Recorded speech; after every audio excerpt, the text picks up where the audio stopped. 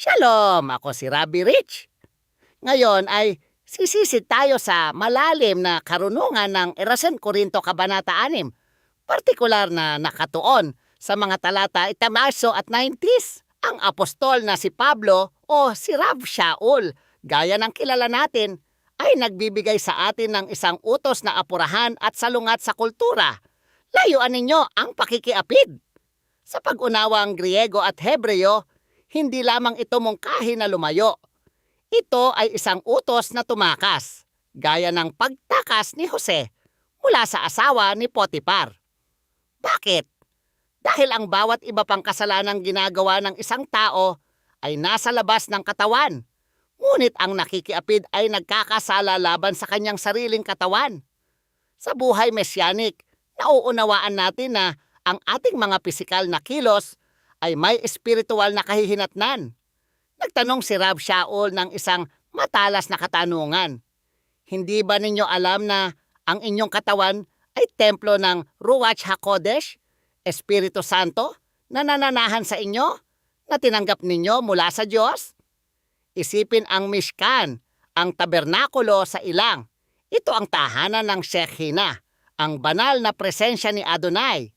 Dahil sa sakripisyo ni Yeshua na Mesiyas, ang parehong kabanalan na iyon ay nananahan na ngayon sa iyo. Kapag tayo ay nasasangkot sa sexual na imoralidad, hindi lamang tayo lumalabag sa isang tuntunin. Nagdadala tayo ng karumihan sa mismong santuwaryo ng Diyos.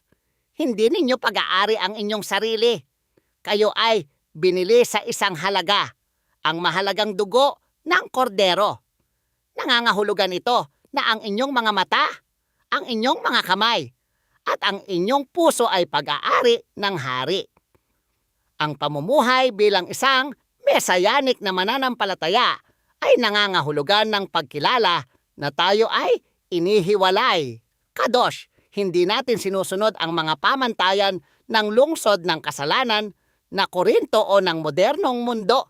Sinusunod natin ang pamantayan ng Torah na nakasulat sa ating mga puso.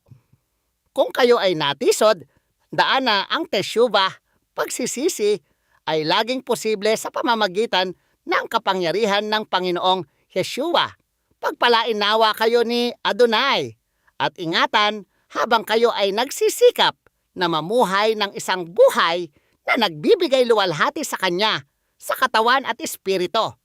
Hinihimok ko kayong manindigan sa inyong pagkakakilanlan bilang templo ng buhay na Diyos. Samahan ninyo ako sa susunod na pagkakataon sa pagpapatuloy ng ating paglalakbay sa salita. Shalom Aleichem!